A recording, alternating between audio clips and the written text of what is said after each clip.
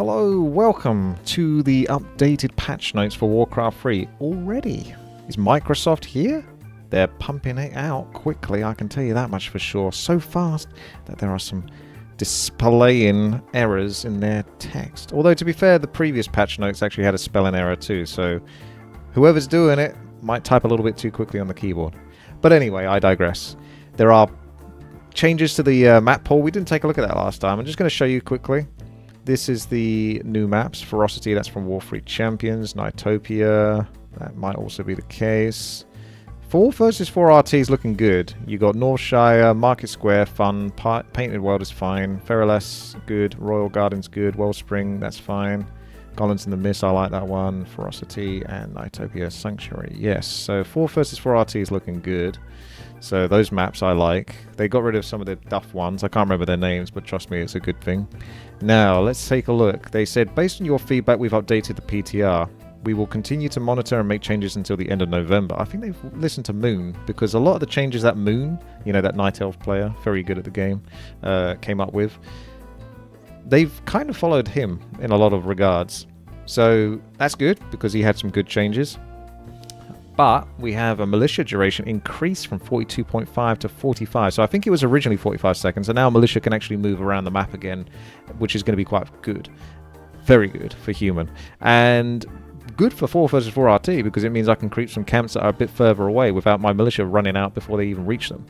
Bash bonus damage is increased by 25, 50, 75 to 25, 50 and 100. This thing is getting out of hand. I have a video on this, which you'll want to see after this video. I'll put it out on youtube.com/WTiiWarcraft. Make sure to check that video out. It's showing off the Mountain King Bash and all of its glory. It's very strong right now. Bash stun duration increased from 222 to 246. 123 for heroes. Yeah, I tested that. It's good. Too good. Bash chance reduced, though, from 20, 30, 40 to 25, 25, 25. Oh, boy. I think it's still too good. Devotion aura reduced from 369 to 346. Oh, no. Devotion aura is too overpowered. 9 armor is too much. Oh, no. It's not that bad. It ain't that bad. I'd still trade you for Unholy Aura or Endurance Aura, and I know you wouldn't take that trade, even with the 9 armor. Well, the Orcs might do, because armor is very good for Orcs, but I still don't think you will. So, Devotion Aura, I think 3, 5, 7. How about that? Instead of 3, 4, 6. Because level 2 Devotion Aura seems kind of pointless. Keep food increased from 12 to 14, and castle food increased from 12 to 16. That's a nice little change there. Gives the humans just a little bit more food. Slightly less farms they have to spam out. Immolation activation cost increased from 5 to 10. Means the Demon Hunter has to pay a bit of more of a cost for his immolation. Immolation damage reduced. Oh, that's nice. Yeah. It's not reduced by much. It's reduced by 0.5? Okay, well, forget that one. 0.5. Oh. Mana Flare range reduced from 750 to 650. I don't know why Mana Flare necessarily got nerfed. That's the Fairy Dragon one. That's a bit of a weird one. I don't think that was that strong. It's kind of annoying to fight against, but sure, it's not a massive deal. Phantom Knight's max total damage changed from 480, 800, 1200 to 375, 750, and 1330. That makes it much better at the final level, where it's more worth picking up, but slightly less egregious in the earlier levels. Unit cap increased from 455 to 567, so human peasants are not going to enjoy that. Druid of the Claw starting mana increased from 100 to 110. It's probably okay. Abomination collision size reduced from 48 to 40. That makes them less chunky and less likely to body block, which means that units can move more swiftly amongst each other. Interesting to see how that's going to be totally beneficial to undead, because abominations are kind of handy at blocking, but maybe you want to squeeze them inside of the buildings, and that might help them do it. Abomination turn rate increased from 0.4 to 0.5. I assume that just makes them a little bit quicker when they turn around. Crypt Fiend turn rate increased.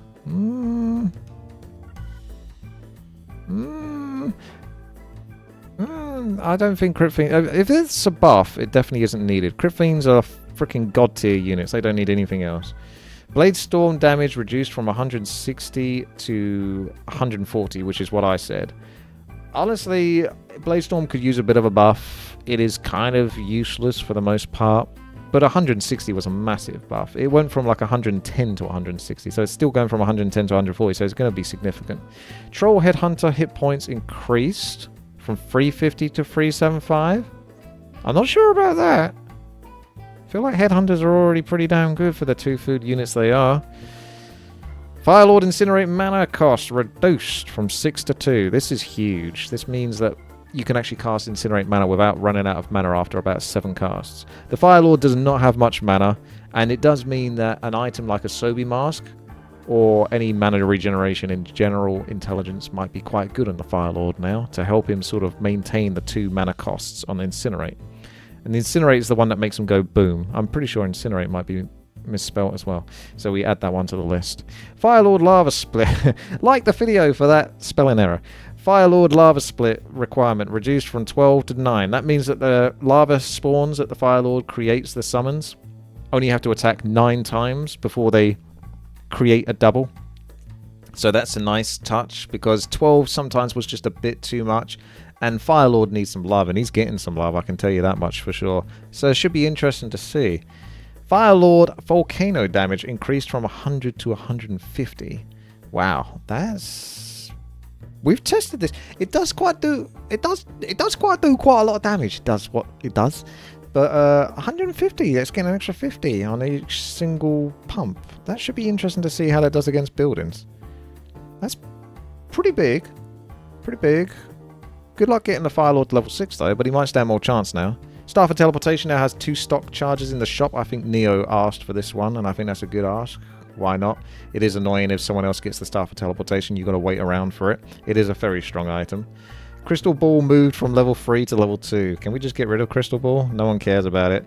Now, here's the good one.